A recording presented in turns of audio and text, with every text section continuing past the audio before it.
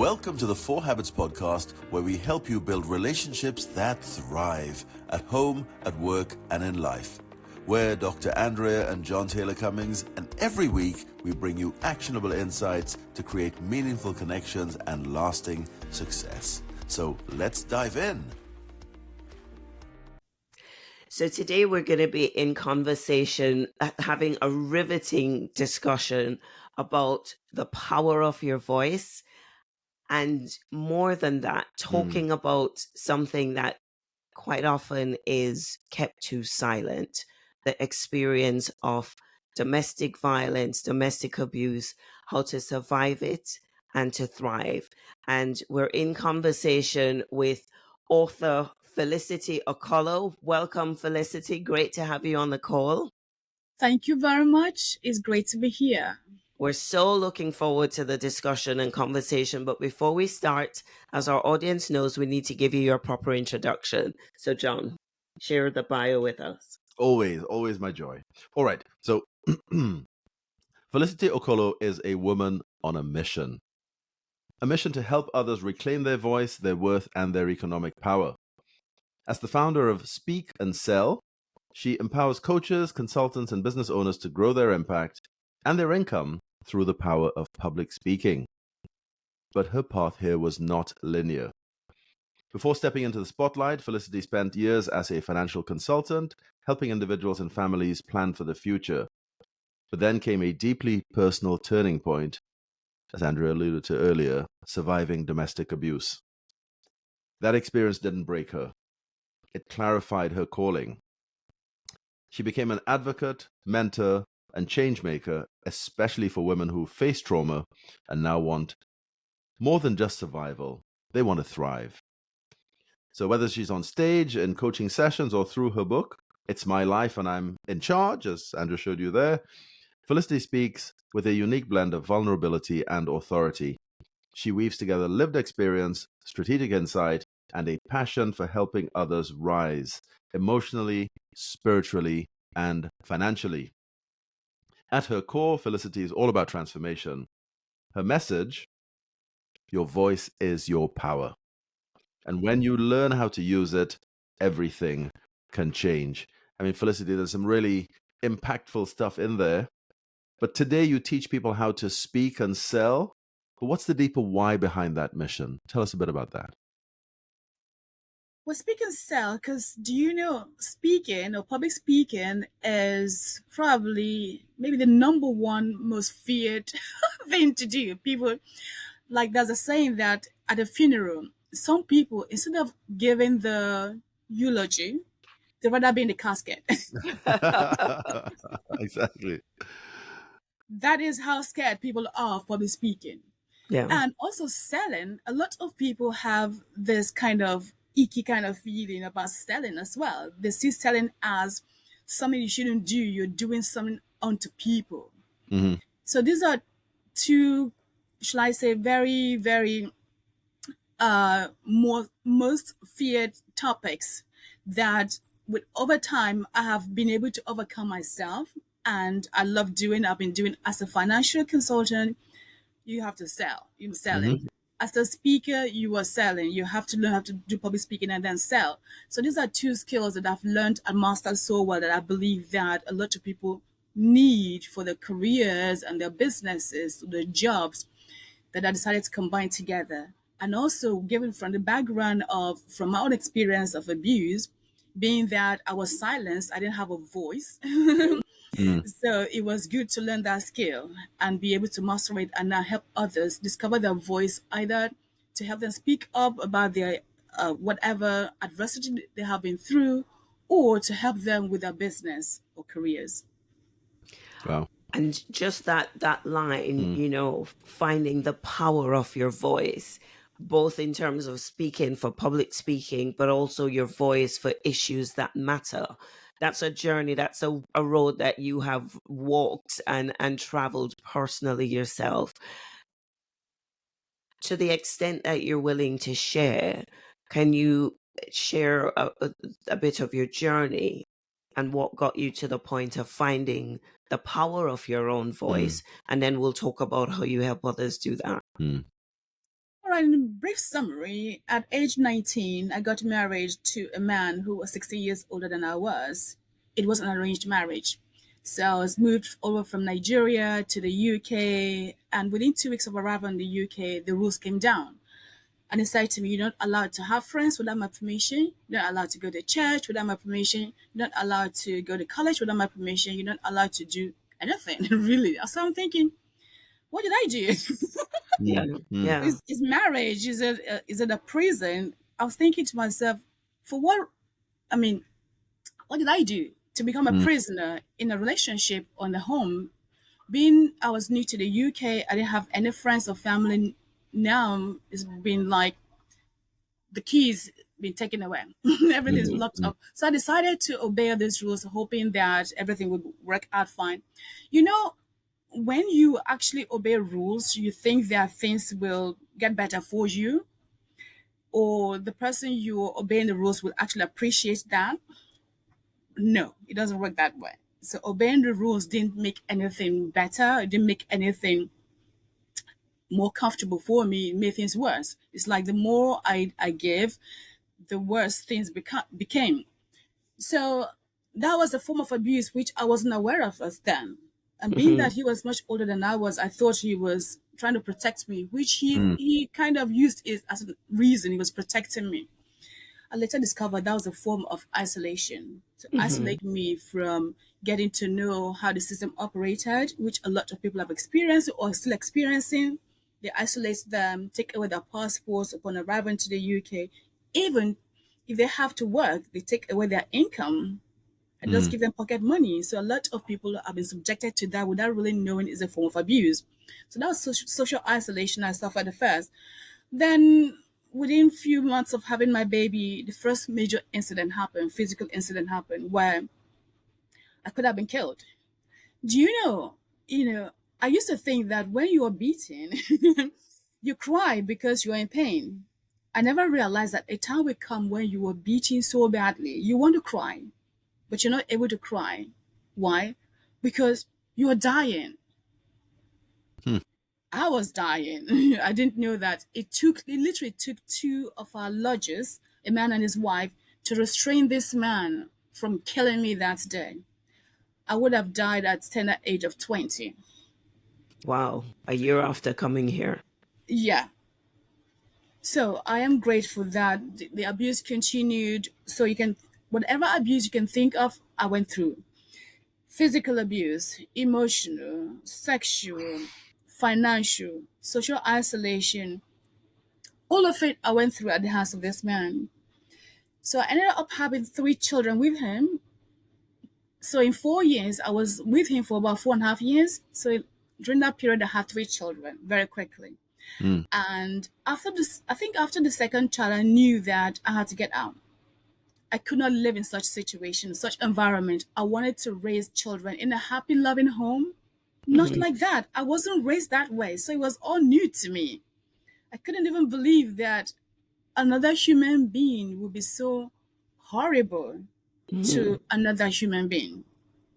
It was I couldn't comprehend it. Honestly, I could not, especially those somebody you claim to love, Hmm. somebody you claim you want to at night to be with, somebody you want to have children with. It didn't make sense to me.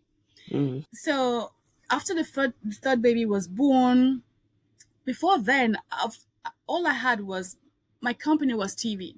So I watched a lot of TV. That's why I watched. That's when I watched Oprah. An Hmm. episode of Oprah talked about domestic violence, and that it had all. They mentioned all the things I've been going through.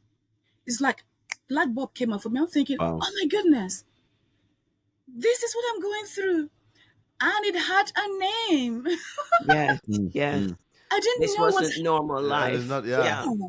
It had a name. I didn't think it was happening to anybody else.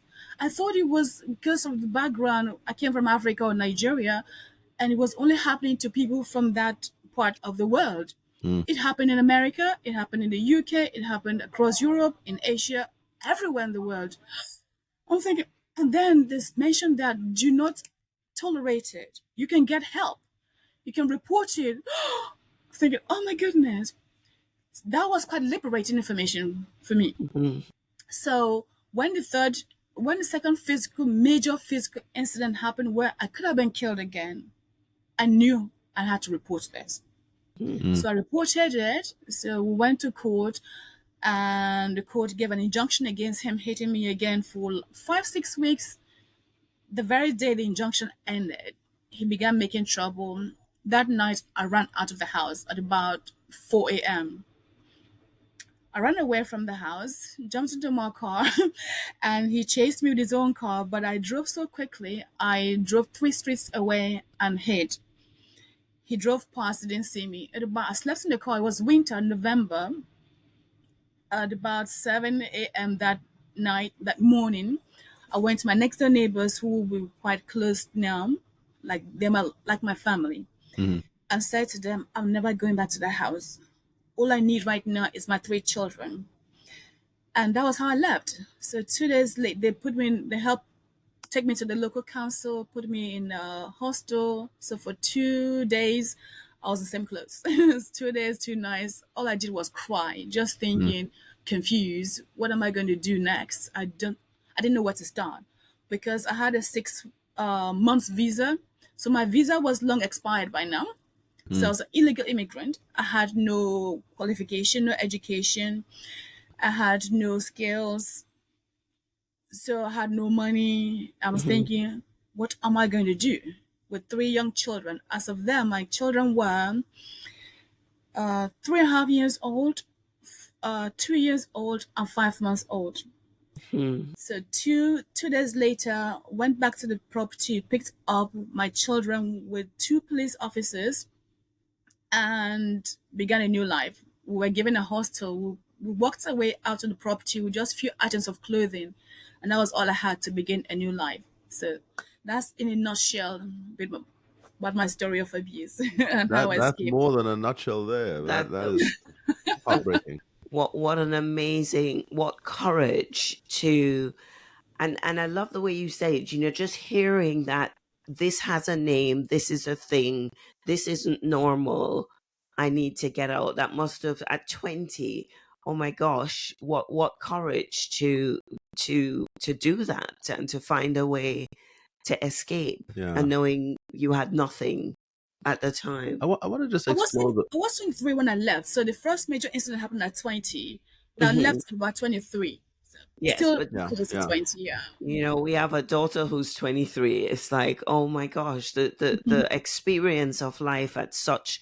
a tender age was so traumatic, but it Mm. clearly shaped who you've become. And I see that fighter, that I was going resilience to say just fire. coming through. Yeah, absolutely. But I want to ask a question though. What was going through your head, through your mind, through the abuse? So in those 3 years or 4 years, 4.5 years, because we hear stories of women who go, people, I should say, who go through victims of abuse, who sometimes they excuse the perpetrator, sometimes they blame themselves. There's a whole lot Yeah, of stuff. good Did you have question. any well, did you ever get any sense for why he may have done what he did and what was going through your head when this was all happening? Yeah, like most other women, I try to find a reason behind what he's doing, and I Mm, discovered that he too was abused as a child. right. His father apparently abused him so badly that he had to fight back at age 17. So, in a way, that's all he knew. Mm, That's all he knew. But to me, honestly, I didn't care. yeah. I don't care. I still would not care because that is your problem.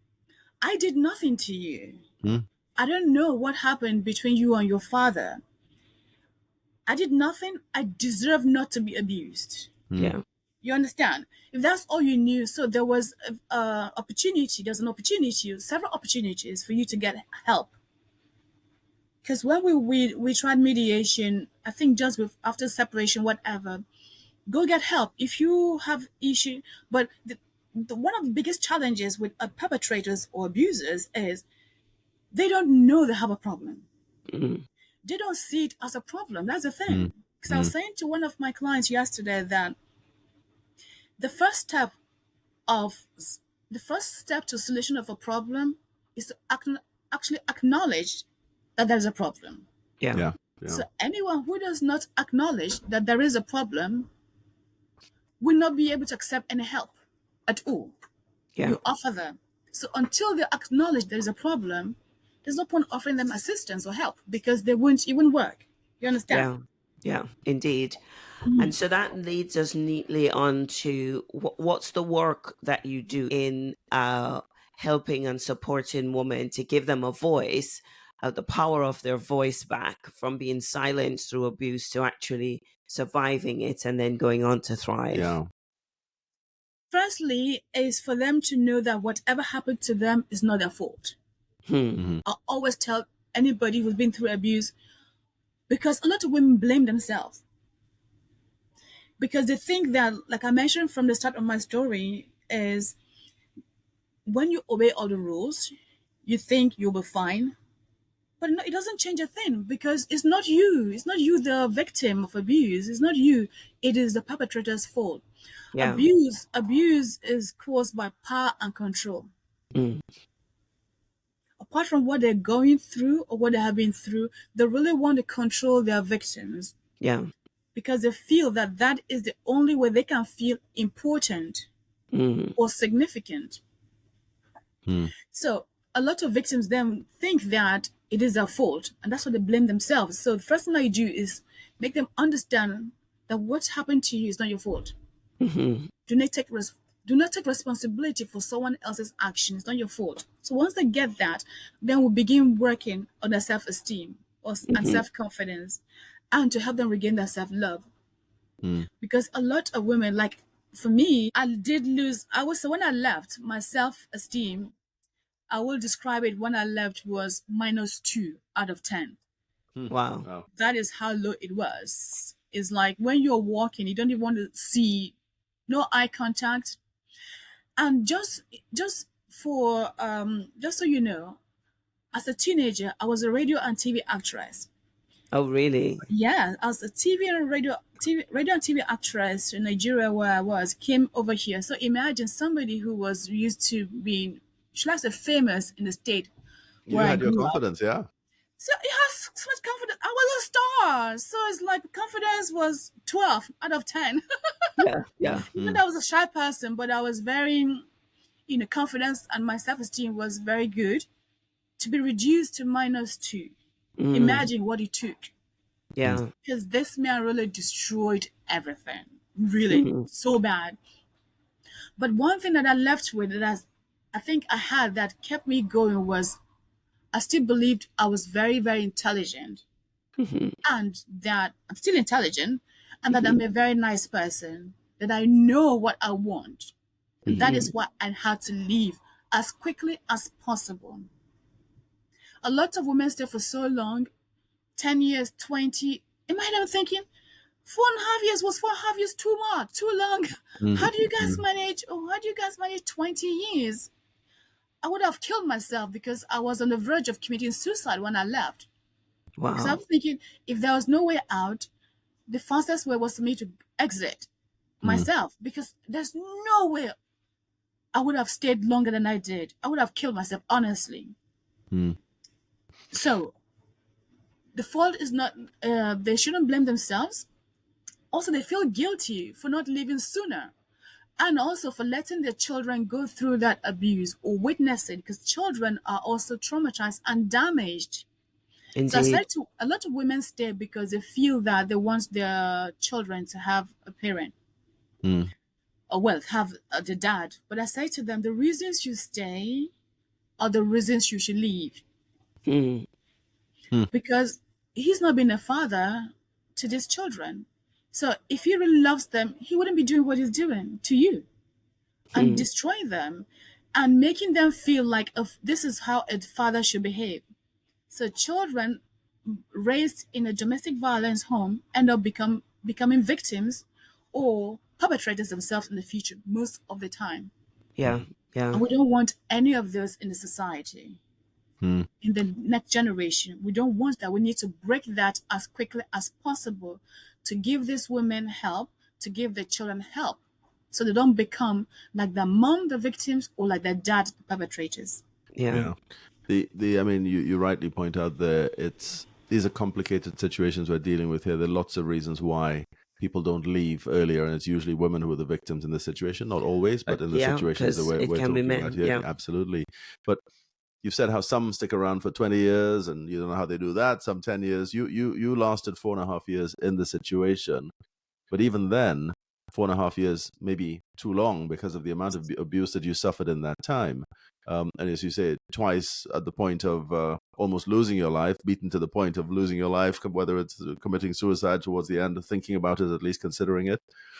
What advice would you give to others facing this kind of abuse? Is it, the first time you're abused, get out of there? Or is it after the second time? Because people don't know. Usually what happens is you'll be abused, somebody comes back and they apologize or whatever, and you think, oh, it's going to be different next time, and okay, I'll try again, and boom, it hits you again. What Yeah. advice do you give to people facing abuse, even if it's the first time they're facing it? The first time it happened to me, I just knew how to get out. I said to him, if you hit me one more time, I'm going to leave. Mm, And he said to me, oh, when I came to marry you, your dad said not to hit you because he doesn't hit I don't get beaten at home.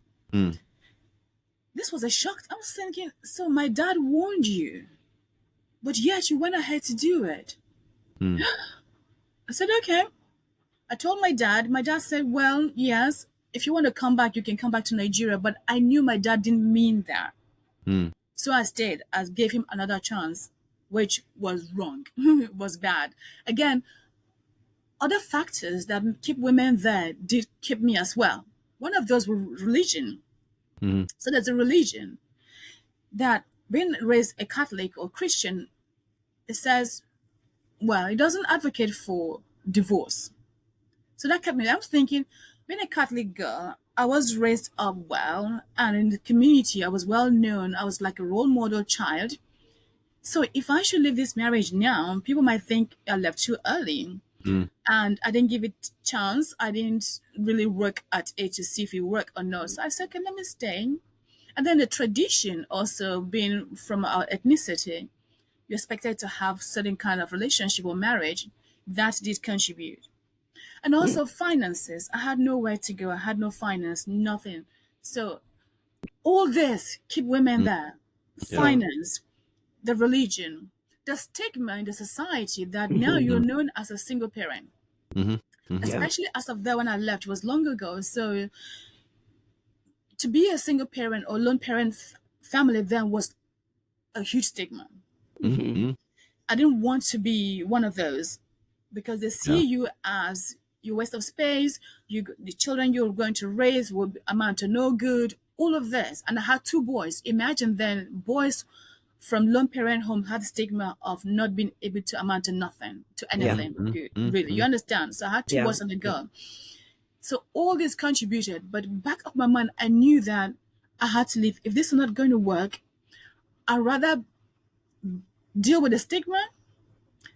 If there's any shame, deal with that. But I want to be alive. Yeah. I want to raise my children in a happy, loving home. I didn't want them to go through this because of all other things, the religion, the stigma, whatever. To me, I believe I can handle it. My priority was my children being raised in a loving, happy home like I was raised. Yeah.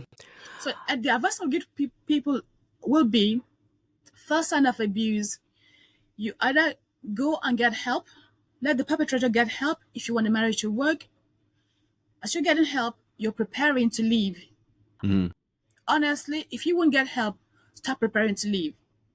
If you don't have education to get a job, or you don't have a skill to get a job, find a way to start preparing yourself to get education, to get a skill to mhm, enable you to be financially independent, so that when you leave, you can have mhm. money, your own money to support yourself. I like that. So even if you don't leave after the first abuse, start preparing yourself for that in case it Yes, should happen. Yeah, I prepare like that. That's financially, powerful. prepare emotionally, prepare Mm, mentally, because mm, will it be hard? It will be hard. Is mm, it doable? It is so doable. Is there support available? There's so much support available now than mm. ever before. Yeah. So while you mentioned support, just for people listening who might be going through, another podcast guest we had calls it home violence, not just domestic violence, because they say that she was saying that that just puts the weight on woman. It's Mm. home, it's violence in the home, the place that should feel safe for you. So for people listening who are experiencing it or witnessing it, what support is there? Where could they turn? Who could they call? Number one place to go to, I refer a lot of women to, will be the National Domestic Violence Helpline. It's a free line to call, 24 hours in the UK. And there's so many other charities you can Google to support you. But National Domestic Violence Helpline is 0808 200 0247. So that's the Great. National Domestic Violence Helpline in the UK. It is a Yeah. free phone number you can dial. And I'm sure there are similar numbers for domestic violence in other parts of the world, in the US and Australia and so Yes. on. To just look those up. We'll put those in the show notes just for people who might be listening from overseas. How do they find you? I know you do a lot of work with women to help them get back the power of their voice. So, at what stage do women find you, and how do they find you? I coach women, I help them to recover, to regain their self esteem, self confidence, self love with a coaching program. So a Hmm. lot of women come to me, either find me online, either from Facebook or YouTube or LinkedIn. You can connect with me and find me that way. But when they come to me, a lot of them tend to need counseling. So what Hmm. I do first, it points them towards go to the National Domestic Violence Helpline, or they can connect you with counselors or refuge. They can support you. Yeah. Some may be ready for to be coached, some may not be ready. I've gone to refugees several times to do a talk. The first, how I actually began helping women at a larger, shall I say, how my coaching program came about was after my book was written, which again was not even intentional. I was trained a coach, helping people with their mindset, and I wanted to do a seminar. So I hired a publicist who interviewed me to find out how she can help publicize my event, and then discovered my story. She then said to me, "How about why don't you support women who've been through what you've been through, because Mm. you are now successful and they can learn a few things from you and become successful as well." And so I decided to then write the book, my story. So it wasn't Yeah. this work literally found me. I didn't like go about saying Mm. to myself, "Now survive this, let me support others." It never crossed my mind. So tell us, since you touch on the book, and then we can go back to the story about how you work Yeah. with other women. So it's my life, and I'm in charge. What are we gonna find in here? This is my summary that I just got. Uh, what's the story? So the story starts from how I left Nigeria to come to the UK, how the Hmm. abuse started. Basically, it's the part of my life, how the abuse I suffered, how I coped with some strategies for women. If you're going through that similar kind of abuse, you know what to do. So my Right, coping strategies, what I could have done that I didn't do, and what I'm recommending to do, basically. right, So there's the brilliant. strategies in there.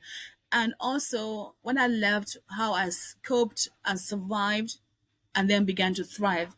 And my recommendations for people, if you are a victim, what perpetrators should do as well, support for perpetrators, support for family members, what you can do to support your somebody you know going, your loved one going through abuse, what neighbors can do, what the Hmm. general community can do as well to support, because it takes a village Yeah. Mhm. to Mhm. raise a family. So it takes everybody to make sure we get rid of abuse. We support the victims of abuse. Also support perpetrators. Like I said, not all of them know otherwise.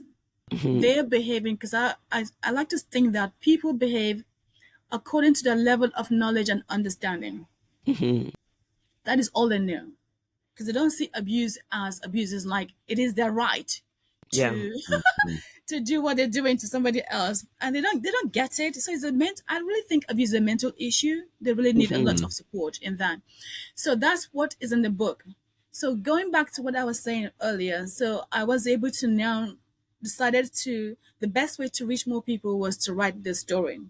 Hmm. And Mhm. before the book was actually published, My last proofreader was going through abuse herself.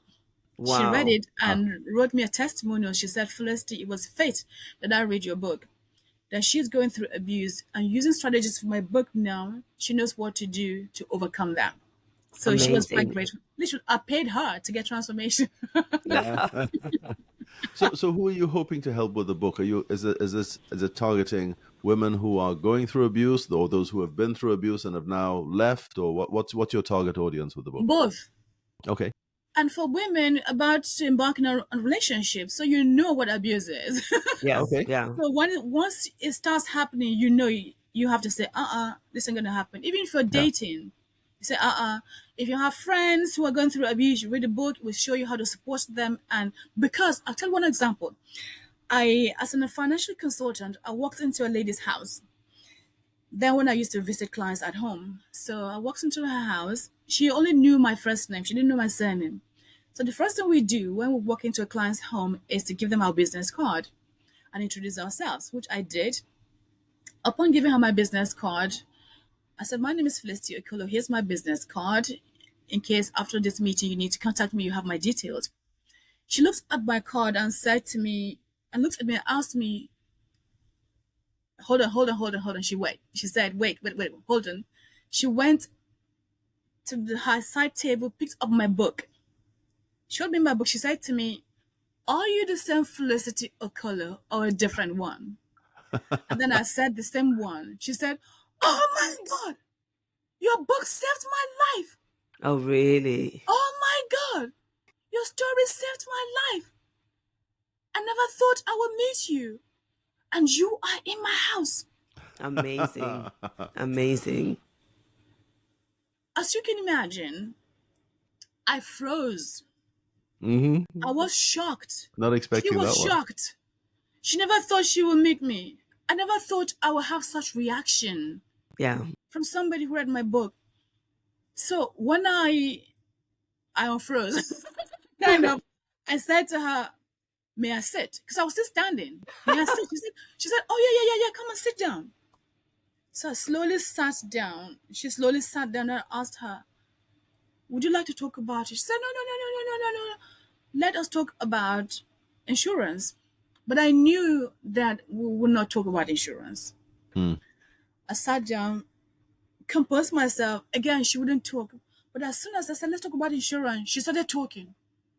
Oh my goodness. So good to see you here. She began narrating how it took her 3 weeks to read my book. What happened? I did an interview a TV interview that the host put on YouTube. And I graciously, I would say, I allowed them to put my phone number.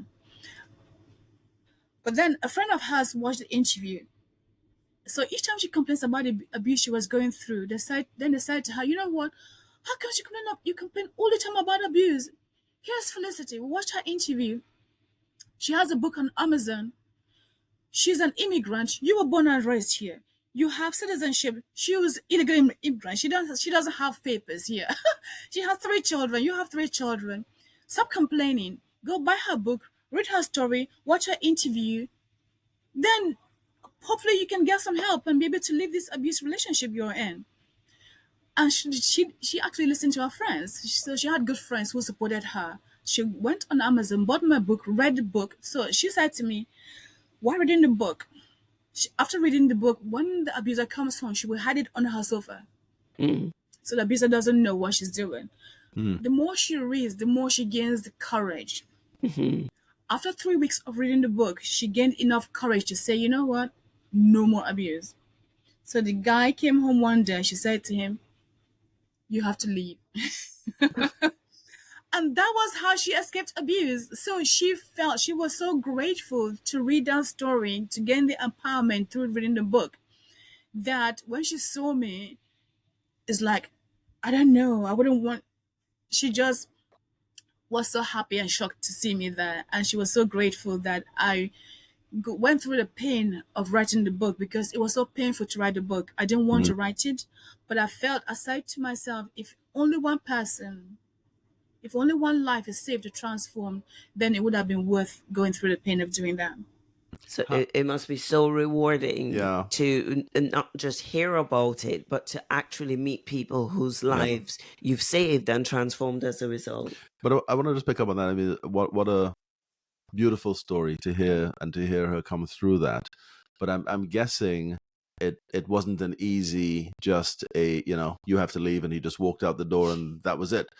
Because I suspect for a lot of women there will be that concern. How do I confront? What's going to happen? Is he then going to attack again? What happens then? Are you? I don't know if you're able to share, but is there anything that you can share just in the mechanics of actually how you ask him to leave, if that's the appropriate thing to do? Hmm. How does that bit work out there, just to help people or women in this situation navigate the actual transition to either you leaving The or them leaving? tension Yeah. and the There, potential yeah. trauma. Number one thing I would say, your safety is paramount, and safety of your children is paramount. So it depends your situation. Yeah. For me, I ran away when the Mm, opportunity arose. That lady was able to tell her partner to leave. I would say to women, when you're planning to leave, never ever let the abuser know you're about to leave, mm, because that is when you're most vulnerable to be killed.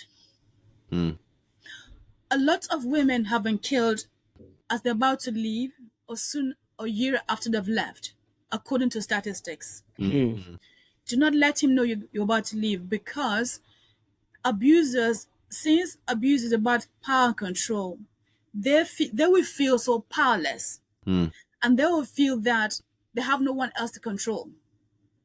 How dare you leave? You mm. belong to them. Yeah. You understand? So you don't want them to know you're about to leave. Have their safe, what they call the refuge, or the National Domestic Violence Helpline will help you make a safety plan when to Hmm. leave. Good. Okay. There are ways that help you do that. So if you're not able to do that yourself, like I mentioned, you get support. Yeah. Okay. Or you can contact me, because a lot of women have called me while the domestic violence helpline is there, but they don't use it. They want to talk to somebody they know, not a stranger. Yeah. Hmm. It's Yeah. okay. I've had someone call me that she got my number from the TV show I did. My number was online there. Called me up. So I coached her to prepare her mentally before she was able to then call the National Domestic Violence Helpline. And they literally went in that day to rescue her and her children from the house. Wow. So Yeah. I've said to people, do not underestimate. I know I've spoken to a few women in America. The National Domestic Violence Helpline, some part of the world, is not as active, or shall I say, they don't act very quickly like the Hmm. UK's one. I'm Mm, sorry, but it does happen. So whenever you feel your life is in danger, always call the police, 999 or 911, or wherever you are. Call emergency mm, help. Run whatever you can do to protect yourself. Do not worry about belongings. You can recover anything else, but your life is the most important thing you have, your mm, asset you have. Because I left with nothing, I mm. was able to rebuild everything. Yeah. Yeah. Yeah. So for No. each person, it will be different, but there have to be a safety plan. That's number one. Number two, never ever let the abuser know you're about to leave him. Mm. Never. Like I mentioned, for your own safety, Mm, he will plan to kill you. And when you leave, do not let him know where you are. Do not tell your closest friends, because your friends, you don't know, they might talk too much. Besides, not all your friends really want you to be happy. I'm sorry. They might tell him. Yeah, mm, Mm. do not tell anybody where you are, except those you know, very maybe one or two who are quite supportive, close to you. Mm.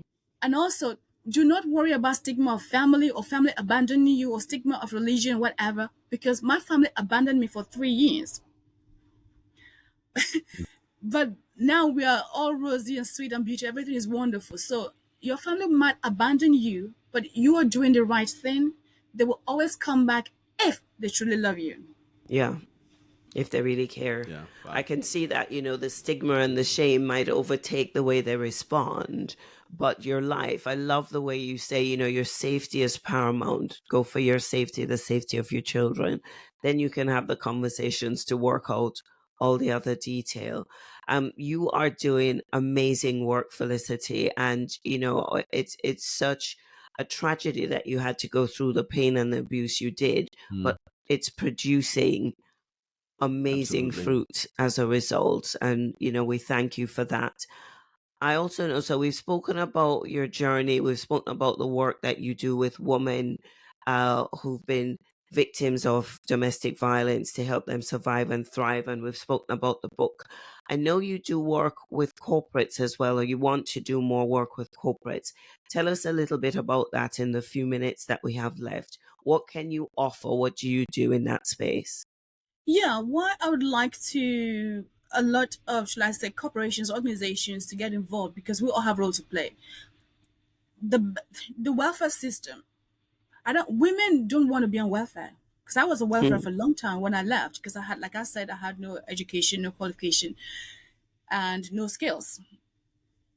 The money you get on welfare is not enough to have a good lifestyle. So I decided, because when I left, I decided I want to go to uni. So not just any uni, the best uni in the world, because I wanted to, should I say, minimize the stigma of being a lone parent on myself and on my children. And Hmm. since I know that I'm very intelligent, I wanted to let that shine to Hmm. take off the stigma. So I decided to go to Imperial College. You're doing a real shout out for them, the number one in the world, Yeah, right? I know. The number one in science in the world, the second in the world in everything else. So Imperial College. Then it was still one of the best in the UK and also one of the best in the world, and still is. So that's where I decided. I said to myself, I'm going to set, should I say, high standard for myself and for my children, Mm, and that worked. Because when people see me with 3 children on benefit, on welfare, and push and everything, and they try to feel sorry for me, we don't want sympathy, we want your empathy and support. mm, Hmm. mm. So they ask me, so what are you doing now? When I mention I'm studying at Imperial, it's like, okay, Yeah, exactly. Not expecting that. they're not expecting that. So that works. I'll say to any woman, you can be and do and have whatever you want to be and do and have in this world, regardless of what you've been through. So aim for the sky. No, aim beyond the sky. The sky is Mm, the beginning. You Yeah, can wow. become successful more than you ever dream of. Forget what the abusers told you. So now, after studying, I got a job. Getting a job, do my employers, do they understand what it feels like to be going through abuse and still experiencing abuse even after we've left? I've been a lone parent. They don't quite get it. I still need support because I was going through court, going through divorce and contact case for the children with my ex. You understand? Hmm. mm, mm, So it meant that I was on low income and I was paying to go to court as well, and I had to take time off work because I was under pressure. Hmm. So one day I didn't want to take more time off work, that I was having migraine, constant migraine from stress of everything else, that I collapsed at work. I was taken to hospital in the ambulance. I was there for about 7 hours to find out why I was constantly having migraine. I was losing vision. So returned back from work, they gave me 2 weeks off to recover fully. Came back 2 weeks after returning from work, I was fired. mm, Wow. And I didn't get it because I'm thinking, here I was, a lone parent. I've studied so hard, 3 years full-time education with 3 young children who were under 5 years old. I've done my best to get out of the welfare system to get a job. Within 18 months, I've been fired. It's like, why can't the society help me? mm, Yeah. mm, Why can't the system help me? I couldn't get it. I didn't understand it. So that is why I'm saying the corporation, employers, society, they need to understand to be more supportive of women going through this. So mm, employers need to be able to recognize women going through pressure, especially from home, Hmm. to support them, put measures in place to support them. Also, if there are abusers there, how to support abusers, and also there will be some kind of, should I say, accountability. You cannot be abusing a woman, siphoning resources from the state and from the workplace that they should be using to support other people, and then be happy in your job because domestic violence is costing the society and the government a lot, billions every year. Yeah. Mhm. And abusers are not being held accountable. I'm sorry. I can talk for next 2 hours on what should be done to abusers. Sure you But could. how can they be held accountable once they've been identified as abusers, or how does that piece work? One of the ways I believe that, because right now the woman gets taken away. The woman is isolated. She's in refuge. She loses Mm, her friend. She loses her community. She runs. She's in hiding, and this man has freedom to go about, keep abusing other people, hanging out with his friends, and doing everything like nothing happened. Hmm. mm, mm, Why is the woman being the victim here twice? She's been the Yeah. victim of mm, abuse. Now she's been the victim of everything else, mm. and then losing her job, not being supported. Perpetrators should being held accountable. I say to friends, if you have a friend you know is abusing their wife or their partner, stay away from them. Warn them, tell them to get help. Mm. Isolate them. Because why should they continue enjoying the friendship they have with you while the woman has lost her own friends? You Yeah. understand? Yeah. Talk to your It's a friends, let good them get point. help. Yeah. Mm, If you have mm. a friend who is abusive, if they won't get help, be different them. Yeah. That's one way you can support. You But know. you raised a great point. What happens after even the National Domestic Abuse Helpline, after they go in and they help and they rescue the woman? What's done with the Exactly. perpetrator? Are they held account? Are they punished in any way? Are they taken to any kind of training or help or counseling? If we don't do it, then we're just leaving a live bomb to go off and Go off wreck other again. people's Yeah, lives. yeah, yeah. Yeah. Then the government will then force them. They have to be forced to take training to get Yeah. Yeah. help. Yeah. Yeah. It's not by now. I think it's by choice, but I'm saying it has to be forced. Yeah. Mhm. I It agree. has to be. Yeah. It has to be forced. Yeah, Yeah. they have to go. So They're not going to the opt to do it. the workplace should do more to support. So what I do is I speak to corporations for how they can identify women going through abuse. What kind of support system they can put in place to support them, and Hmm. also how their colleagues can support them. Because sometimes when, like, I know if I'm giving time off work, one or two colleagues of mine didn't quite get it. They get envious, or why is she getting some time off work? Why Mm, is she having special treatment? Yeah. They don't get it. So colleagues will have to understand or be educated on how to support, and also understand if they know somebody going through that, yeah. Yeah. not to Yeah. make matters worse. So there's a lot we can do for corporates for them to understand. So I go in to talk to them and also provide training on how to do those things. So training on what abuse looks like so women can go, that's what I'm going through and it's not okay. Training on how to support women going Yes, through it, and maybe even training on for the perpetrators to understand this is abuse and this is not okay. And if you of find course. yourself having anger issues or needing to act out, there is help that you need that you can get as well. Mm. Yeah, And maybe docking because some of their money make and us start, putting it. because in the workplace we have the victims themselves. We also have perpetrators in the workplace as well. Absolutely. Absolutely, Yeah. absolutely. Important is Um, identifying them. yeah, Mm. the perpetrators, some of their funds should straight away be taken and put into a fund to help those who have Mm. had to run and ended Of up with course, yeah. nothing. Mm. Yeah. Oh my gosh, so Yeah. much more that we could unpack, Felicity. But thank you so much for sharing so openly, so vulnerably, so passionately on a subject where voices have been silenced. But you are a powerhouse in helping women in particular get back their voice, get back their lives, and go on to thrive. So thank you for taking the time Mm. to join us on this podcast. Really appreciate it. And I would add one other adjective in there. So wisely, I think the counsel that you've given to women going through this, who find themselves in the situation, which is, once it happens, make up your mind that you're going to go. I'm just summarizing here. Make up your mind that you're going to go.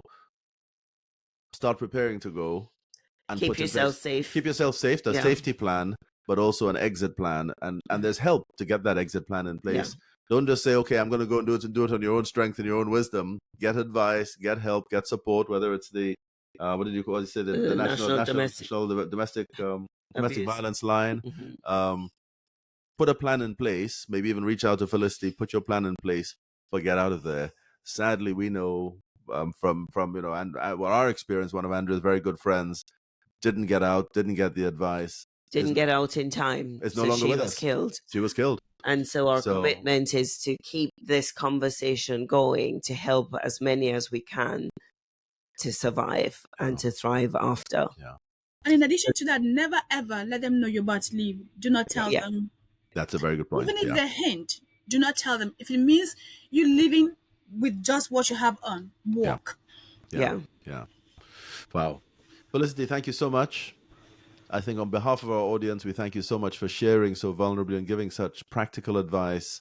I'm just sure that there are people out there who will be listening to this who will be in that same situation as the lady who read your book and just be thinking, yeah, this is abuse. So you yourself, this is abuse. I need to get out of here. This is not going to end well. I need to get out of here. So thank you for that. So we'll just say it one more time. The book is It Is My Life and I'm in Charge by Felicity Okolo. And you can get that on Amazon. And we'll put the link to the book and to the different contact details to get help in the show notes. But from us, for now, this time, it's a wrap. Thank you so much for joining. Thank you very much. Thanks for tuning in to the 4 Habits podcast. Now, if today's episode resonated with you, share it with someone who needs to hear it. And don't forget, take our free relationship skills quiz at the4habits.com/skills quiz to start improving your relationships today. Hit subscribe and we'll see you next time.